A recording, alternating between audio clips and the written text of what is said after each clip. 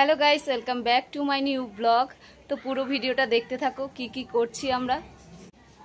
তোমাদেরকে তো একদিন ভিডিওতে বলেছিলাম যে এই লঙ্কা গাছ দুটোতে খুব তাড়াতাড়ি লঙ্কা ধরবে, কিন্তু ফুল হয়েছিল তো ফুলটা দেখি ঝরে পড়ে গেছে। তো মা বলছে বোধহয় লঙ্কা হবে না এই গাছ দুটোতে। মা বলছে যে তুলে ফেলবে, তুলে অন্য গাছ লাগাবে। দেখতে কত সুন্দর হয়েছে দেখো, কিন্তু লঙ্কা ধরেনি একটাও। দেখতে বেশ ভালোই লাগছে। আর এখন এই যে জলের বালতি, তারপরে এই গামলা সব ফাঁকা হয়ে রয়েছে। তো আমি যাব এখন জল আনতে। জলের বালতি গামলাগুলো তো সবই ফাঁকা পড়ে রয়েছে, তোমরা দেখলেই। ওগুলো এনে জল এনে ভরতে হবে। আর বাবা গেছে বাজারে, বাবা বাজার থেকে দোকানের পকোড়ার মাংস তারপরে মাছ নিয়ে আসবে, ওগুলো ধোবে। তার জন্য জল এনে ভর্তি করে রাখতে হবে। আর আজকে আর বোনকে নিয়ে যাব না, আমি একাই যাব, কারণ বোন রান্নাবান্নায় ব্যস্ত রয়েছে। আজকে বাবা আবার একা একা দোকানদারি করবে। একা বলতে বোন থাকবে সঙ্গে, কিন্তু যারা দুজন কাজ করে ওরা কেউই আসবে না। তার জন্য বাবাকে একা একই করতে হবে, আর সাথে বোন থাকবে। তো যাই তাড়াতাড়ি করে জলটা নিয়ে আসি, বাবা আবার চলে আসবে।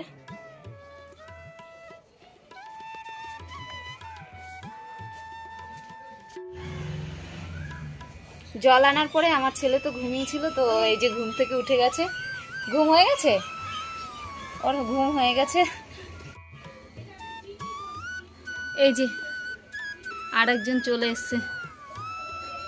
আয় আয় আয়, খিদে পেয়েছে? কিরে তোর খিদে পেয়েছে রে? আয় আয় ঘরে আয়। তোর বন্ধু কোথায় রে? কিরে তোর বন্ধুটা কোথায়? শোনো, এদিকে শোনো। তোমার নাক কোথায়? নাক দেখাও। নাক নাক আমার নাক না, তোমার নাক দেখাও। এই যে তোমার নাক কোথায়? নাক নাক দেখাও, নাক দেখাও। ওটা তো পেট, নাক কোথায়? নাক কোথায় দেখাও। হ্যাঁ ওটা নাক। আর চোখ কোথায়? চোখ কোথায় ভালো করে দেখাও। চোখ চোখ। আর তোমার কান কোথায়?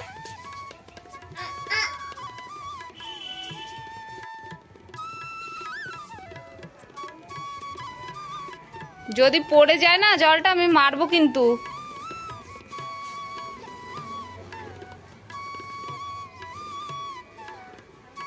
দেখো বুদ্ধি, দেখো শুধু।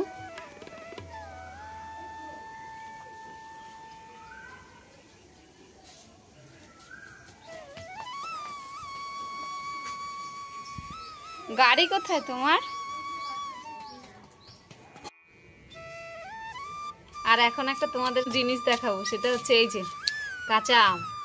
তো এখন এটা খাবো। অনেক দিন থেকে একটু কাঁচা আম খেতে ইচ্ছে করছিল, কিন্তু সময়ের জন্য পারছি না খেতে। তো এখন বসে আছি বিকেলবেলা, তো এটা কেটে খাবো। বোন বাড়িতে থাকলে ভালো হতো, কিন্তু বোন তো বাড়িতে নেই, তাই একা একাই কেটে খাচ্ছি এখন। তো আমটা কেটে নিই। আর এই যে নুন নিয়ে এসছি। আর আমটা নাকি বোন বললো যে বেশি টক না। ঠিক দেখো ছেলে কি করছে, ও নুন নিয়ে বসে বসে খাচ্ছে। ফেলে দিলে? তো আমটা কেটে নিই।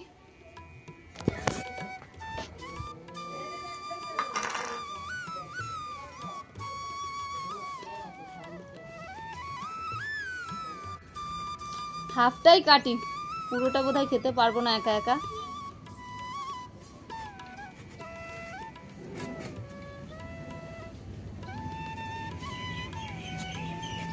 দে নুনটা দে। দেখো নুনটা বাটিতে করে এনেছি, কিসের মধ্যে ঢেলে রেখেছে। আমাদের দোকানের বরফ করে, তো বরফের বাটির মধ্যে ঢেলে রেখেছে।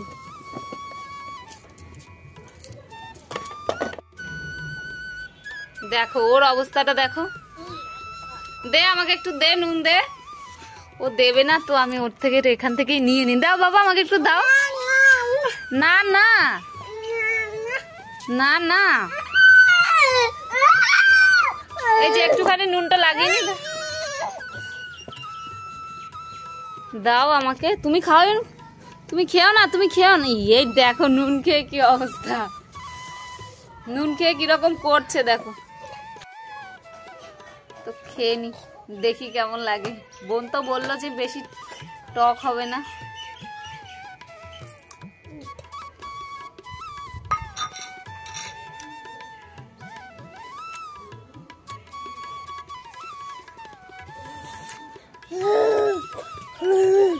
আর খাওয়া যাচ্ছে না বাবা, কি টক দেখো।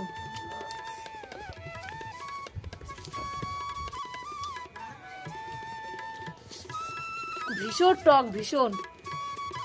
বোন আমাকে মিথ্যে কথা বললো। আমার ছেলে মুখে নিয়ে দেখো ফেলে দিয়েছে, একটু কামড়ে নিয়েছিল মুখে, টকের জন্য ফেলে দিয়েছে। খাবি? আর একটু খাবি?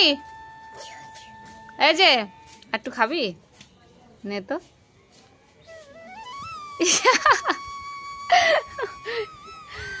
এত টক বাবা, একবার মাত্র একটুখানি খেয়েছি, তাতেই মানে মনে হচ্ছে যেন দাঁত টক হয়ে গেছে। এইটুকু বোনের জন্য রেখে দিই, বোনকে আসলে পরে দেবো আর বলবো যে দেখ কি মিষ্টি আমটা। ও ডালে দেয় তো, ও তার জন্য বলে যে বেশি টক হবে না। তো আমি খেয়ে দেখলাম এখন, যে ও তো বললো যে মিষ্টি হবে, তো কতটা মিষ্টি খেয়ে বুঝতে পারলাম। ও আসুক, ওকে বলবো যে খুব মিষ্টি, তুই একটু খেয়ে দেখ।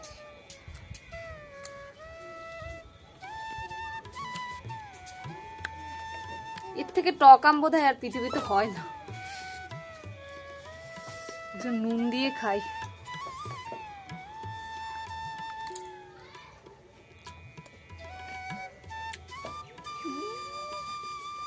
বাবা গো, বিকেলবেলা আম মাখা খাওয়ার পরে ছেলেকে নিয়ে আমি একটু রাস্তায় ঘুরতে গেছিলাম। ও কান্নাকাটি করছিল ভীষণ, তো রাস্তা থেকে একটু ঘুরে এসেছি। আর তারপরে সন্ধ্যা হয়ে গেছে, তো মা গেছে সন্ধ্যা দিতে। আর তারপরে জানো কি হয়েছে, মানে মা আজকে সারাদিনই বলছিল যে মায়ের শরীরটা ভালো লাগছে না, ভালো লাগছে না, এরকম বলছিল, গা ব্যথা করছে। আর সন্ধ্যা দিতে প্রায় মায়ের মানে পুজো দিতে আর কি 1 ঘন্টা মতো সময় লাগে আর কি। মায়ের গুরু দীক্ষিত, তো মন্ত্র জপ করতে আসা হয়, তো তারপরে ঠাকুরকে আবার রাতেও ভোগ দেয়, তো এই করে 1-1.5 ঘন্টা প্রায় সময় লেগে যায়। আর তো পুজো দিয়ে মা উঠতে যাবে, তখন বলছে মনু আমাকে ধর, আমি উঠতে পারছি না। মানে মায়ের এত জ্বর চলে এসছে, প্রায় 102-এর উপরে জ্বর চলে এসছে। তো মাকে ধরলাম, তারপরে মানে মাকে চা টা করে দিলাম, চা খেলো। আর এখন যাচ্ছি আমি মায়ের জন্য ওষুধ আনতে। তো বাবাকে ফোন করলাম, বাবা বলল যে ঘরে তো ওষুধ নেই, তার জন্য আমি এখন যাব আর ছেলেকে রেখে যাব মায়ের কাছেই। তো চাটা খাওয়ানোর পরে মা একটু মানে জ্বরটা একটু কমেছে, তো যদি রাতে আবার বাড়ে ঠারে তার জন্য ওষুধটা এনে রাখি। আর ওষুধ এনে তারপরে ভাত বা রুটি, ভাত খাওয়াবো না, কারণ ভাত খেলে তো শরীরটা একটু অসুস্থ টাইপের হয়, ওই জন্য রুটি খাই, ওষুধ খাইয়ে দেবো। তো এখন আর ভিডিও বানাতে আজকে ভালো লাগছে না, সারাদিনটাই আজকে কেমন যেন। বাবাও বলছিল বাবারও শরীরটা ভালো লাগছে না, দোকানে যেতে ইচ্ছে করছে না। তো বাবা তারপরও গেছে, মানে দোকানটা বন্ধ দেবে, তারপরে মাল ঠাল সব রেডি করে অর্ডার দেওয়া হয়ে গেছে মাংসের, তাই জন্য বাবা দোকানে চলে গেছে। তো আমি যাই মায়ের জন্য গিয়ে ওষুধটা নিয়ে আসি। আর বোন তো দোকানে, বোন তো আসতে পারবে না এখন, মানে ওষুধ নিয়ে ওকে যে বলবো আসতে, ও আসতে পারবে না, কারণ ও তো দোকানে বসা। তো আমি যাই গিয়ে ওষুধটা নিয়ে আসি। আর ভাল লাগছে না ভিডিও বানাতে, সত্যি কথা বলতে। মায়ের শরীর খারাপ হলে সত্যি কথা মানে আমি যদি এখানে নাও থাকি, ওখানে বসে মা বা বাবার কিছু হলে না, মানে এত মনটা খারাপ লাগে কি বলবো। জ্বর হোক আর যাই হোক, যদি বাবা মানে 2বারের পর 3বার মানে পটি করতেও যায়, তাহলেও আমার যেন কেমন একটা চিন্তা হয়। তো যাই হোক, ভিডিওটা এখানেই শেষ করে দিচ্ছি। যদি ভিডিওটা ভালো লেগে থাকে তাহলে একটা লাইক কমেন্ট শেয়ার করে দিও, আর এমএনটি ব্লগে প্রথম আসলে একটা সাবস্ক্রাইব করে দিও। ততক্ষণ সবাই ভালো থাকো, সুস্থ থাকো। আজকের মতো টাটা, বাই।